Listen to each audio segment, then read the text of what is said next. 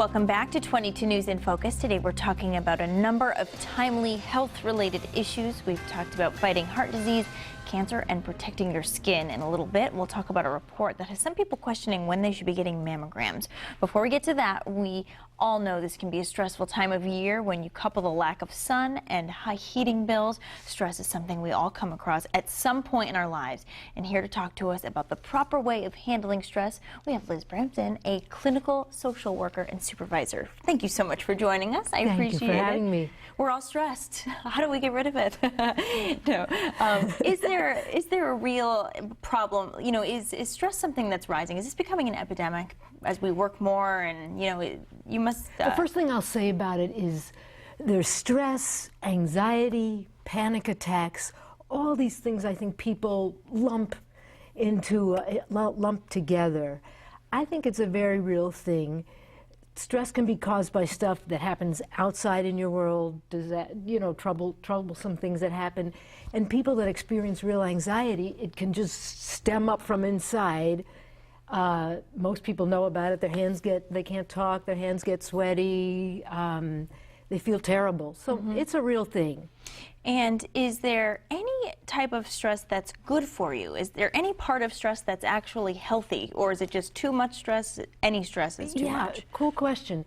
You know, way back when, we would be filled with adrenaline when we had to, when we were in some kind of danger. Everybody knows about the flight or fight. So people would get the strength and the wherewithal to do what they had to do. And stress was very useful. A person could get enormous strength when they saw someone pinned under a car, and they would be able to lift a car. So yes, it has a use. But when we can't dial down the adrenaline, then we feel terrible all the time. We've got this nervous pit in our stomach, and we can't tamp it down. Or at least we think we can't. Now, what exactly is stress? Is it just your body reacting to, you know, what exactly is it, and how can we control it?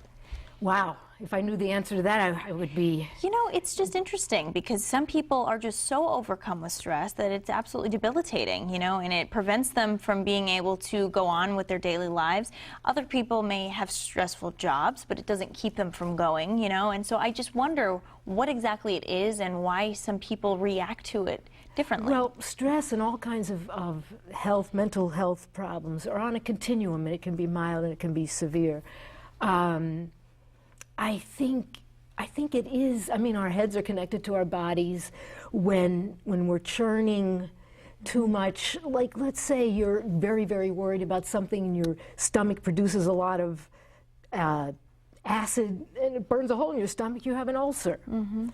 The good news for people is stress, anxiety, panic, all those are in the same group.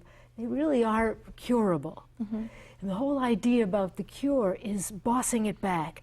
Not to think that you're just a hopeless ball of anxiety, but that anxiety is something you suffer from and you learn to boss it back. With children and adults both, the idea is bossing it back by a lot of different means. And I know that you've brought a couple of stress relievers here to show us. Maybe just a couple. These are just a few examples of how you can handle stress. First of all, anybody should have these things around, because instead of just sitting here all perfect, squeeze that ball and just make a little yeah. Try it. You get it out, and someone knows that, okay, other people have it. Just the idea that someone comes to you and they know that you, now this thing is this is called pin art. If you give me your hand. Yeah, I haven't seen one of those in a while. Yes, give me your hand this way. Great. You go like that, and then I'm not touching you, but I might even sing a little song as I'm, and you say, right. Now, does that feel relaxing? Yeah, it is. It is. So it's just little things around that people know, wow, I'm not the only one. This person knows. And then they might do it to you, and I'd say, hey, give me a relaxation treatment. So that's one simple thing, just to have the objects around that people know, well, she's telling me, so she already knows about squeezing. A lot of people just want to keep it the whole time you're talking to them. Sure. Breathing. And then there are many specific kinds of meditation. There's a whole slew of effective treatments for stress. They take a little work, but they help They help a person get mastery over it, and you really can beat anxiety or stress or panic. Now, you know, what is it that I mean? You have these items. Working out. I mean, is exercising. You know, a few other ways just to handle this in your daily life. You know, because there are some negative ways to handle stress. That there are plenty of negative ways. Yes, absolutely. Studies show that exercise, there's really no downside to exercising. And it releases the endorphins, which is sort of the body's, and serotonin, which is the body's natural antidepressant. Sure. So exercise, my strong advice, find an exercise that you like. Don't do something that feels like torture to you. Now, we all experience stress at different times of our life. How can you recognize if it's reached a point that you no longer can control? You know, we have stress in our jobs. We have stress in our, like I said, our personal lives as well. But how do you know when you've reached a point that that you might need a little help or guidance with that? Everybody's different, but I think when you really can't do the things that you normally could do easily, when it's really hard to get to work, or when your sleep, eating patterns are really changed, busted up.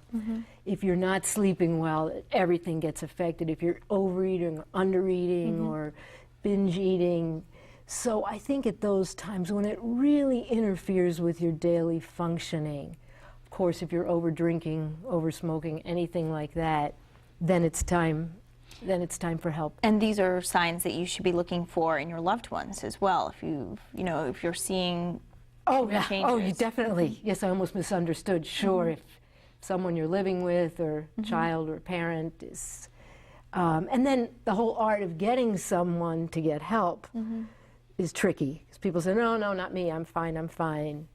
That's a whole nother. That's a topic for a whole nother day. What is available to someone when they do come to you for help? You know, I mean, is it something that they would commit to for a very long time, or is it? Oh, what a great question! The shorter, the better. I think if people know, well, start. There's goal focused, and sometimes there's imagery. There's a lot of treatments that don't take a long time. And the success rate, is that something, do you see a lot of people come through? I think the success rate for stress and anxiety is better than a lot of other problems. And I urge people to try exercise and maybe seeing a trusted counselor before medication. Because the medications for anxiety and panic and stress can be addicting. Of course, and stress can, of course, lead to other issues with your own body. You'll start to notice the changes. Right. You don't want the cure to be worse than the... Right. Liz Bramson, thank you so much for coming on and talking to us. And thank you for bringing your examples as well. I haven't seen one of these pin art toys in so long. Get one. They're great to have. Thank you. I'm going to get one. Thank you so much for joining us. And here's a question for you. When is the right time to get a mammogram? We've heard a couple different things. We'll try to get that answered for you after this. Stay with us. You're watching 22 News in Focus.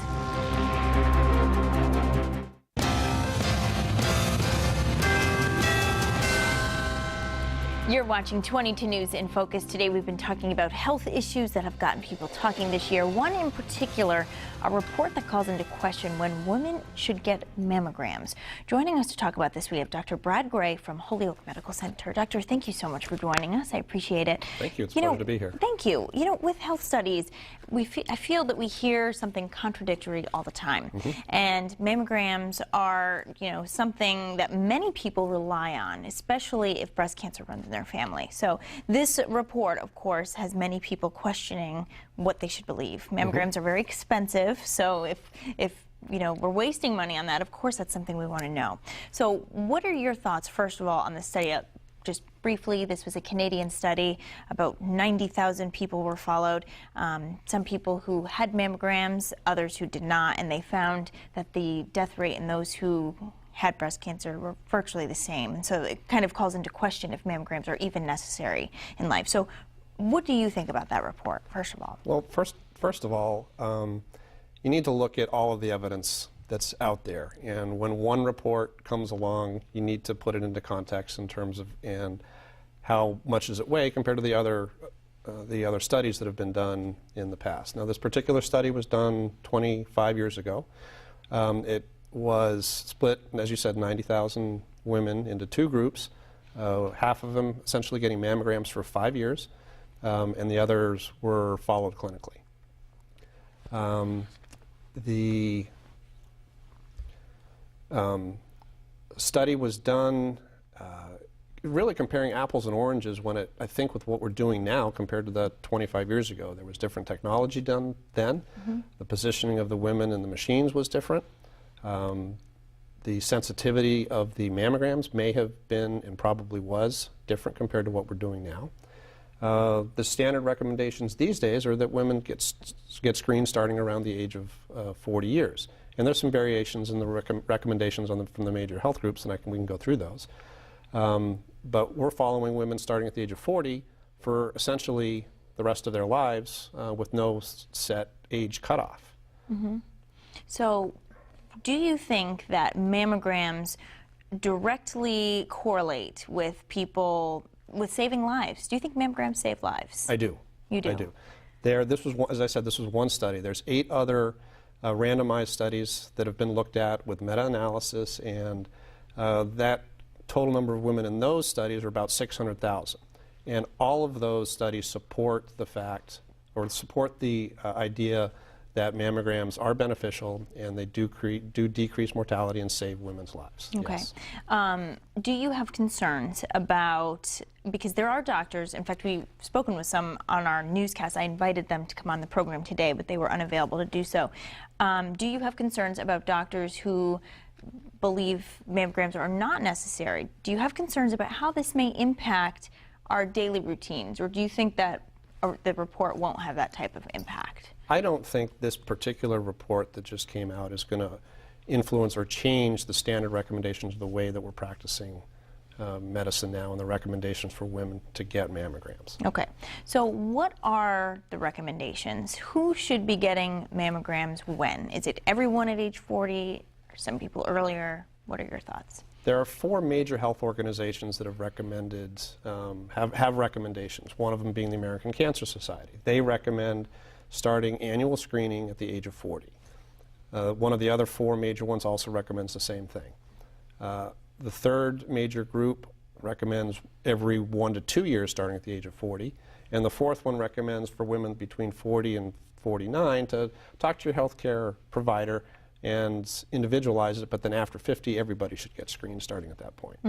And is this in addition to your own self-checks and everything? You know, because in that study there were women who were just doing their own checks and finding, and they had the same outcome. So is this in addition to, or do you think mammograms are totally reliable? What is your experience with that? Nothing's 100% reliable, but it's been shown that mammograms do find cancers, and they find them in a smaller stage or smaller size in an earlier stage, and there is no question that finding breast cancer when it's smaller at an earlier stage compared to a later stage, that survival is improved dramatically. Okay, and explain to us exactly what overdiagnosis is. One thing that I've heard just as a critical angle of mammograms is that it can lead to an overdiagnosis. What exactly does that mean, and how does that, go ahead. That was discussed in this study and as well as others.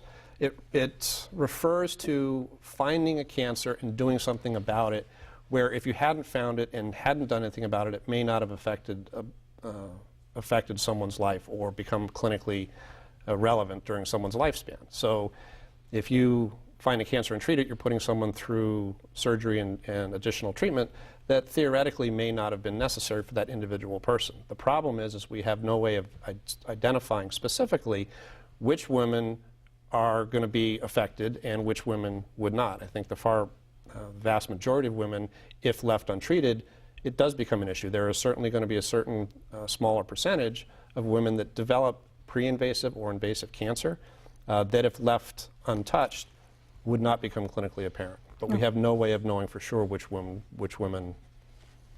Okay. Okay, and you know, the other concern with this is, as well as the radiation. You know, people are told to control how much radiation they are exposed to. Correct. For those people who have concerns about the radiation involved in mammography, your reaction to that? There has been no evidence, to my knowledge, that suggests that the radiation exposure due to mammography increases the risk of developing issues or breast cancer itself. Mm-hmm. Okay, and just like that, there's just absolutely nothing that relates to, just because there is a concern about overexposure in general. If you are somebody who is exposed to radiation in your daily life, in your job, in your, whatever it is that you have going on, that would just add to it. But you're thinking, is it a very small amount, or? I think the radiation exposure from mammography is a small amount, and my opinion is that the benefits that one gets from detecting cancers, particularly at a smaller age, far outweighs the risk of radiation exposure. Okay, and are the numbers of breast cancer, what do the statistics look like right now here locally, nationwide? Is this something that's going up? Are we detecting this earlier, or are we seeing the numbers? What kind of trends have we seen over the last few years? It's a very prevalent problem with in one woman's lifespan. Every 1 out of 8 or 1 out of 9 women are going to come down with a diagnosis of breast cancer, and I think that rate has been fairly steady. The focus on screening and early detection, I think, has been shown and proven to help and decrease mortality from breast cancer. And what about here in Western Massachusetts locally? I mean, what do our numbers look like here? And is this, do you think that we're doing enough to raise awareness on the subject as well? I think we can always promote and raise awareness. I'm not aware that the rates in this part of the state are different from other parts of the country or other areas of the state. And what do you think are the factors that women need to consider when they are determining when they should begin this screening process? What are some of those factors to consider? Is it just if it runs in your family? Is it what you do in your daily lifestyle? I guess, what sort of questions should you be asking your doctor to ensure if you're where you fall sort of on the spectrum? Because you gave sort of a wide range of when people could begin doing this sort of thing. Correct. I mean, the standard recommendations that I would make is that women should start the age of 40. Certainly there are risk factors, particularly family history and genetic factors that increase a woman's risk of breast cancer. And for those that are at very high risk, there are other modalities of testing that are not recommended for the women that are at average risk. Okay, and just bringing it back to the study, I guess, what would you say to the people? What is the takeaway here? Obviously, when we read these sort of things, we question ourselves, our own understanding. What do you want the takeaway to be from this study? And of course, we're going to be hearing more about this all the time. This is a controversial subject that we continue to talk about. I would not change the recommendations or the current screening standards based upon this one study. This particular study, I think, had some significant issues in terms of the methodology, sensitivity, and the randomization in it. I would not suggest that this study should change the policies or the current screening standards. But you would agree it's important to conduct these studies, though, of course. Is this something that you think is important to look into? Well, I think always examining what we do as we go on is very important. But we would need to restart this kind of study with the current methodology that we have and the equipment that we have right now in order to try to answer this question. I think taking something from 25 years ago and when it's only done for a short period of time and trying to apply it to now we need to be careful about that. Okay, Dr. Bradgray, thank you so much for coming on and talking to us. I really do appreciate it. Of course, this study had a lot of people concerned and wondering if they're doing the right thing, so I appreciate you coming on and talking to us and offering your opinion on the subject. Well, you're very welcome. It's been a pleasure. Thank you so much. And we're going to have the last word for you after the break. We hope you'll stay with us. Stay with us. You're watching 22 News in Focus.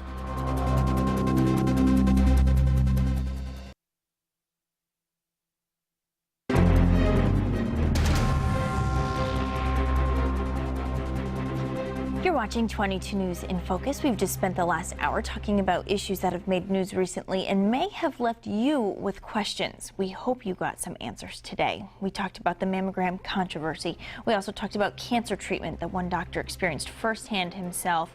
We talked about the proper way to care for your skin, handle stress, and be good to your heart. That is our program for today. We want to thank all of our guests for joining us. We want to thank you at home for watching. If you've missed any of it or want to refer to some of the resources we mentioned, you can head to our website at wwlp.com. You can also watch the program in full there. From all of us here at 22 News, we wish you a wonderful Sunday. Take care.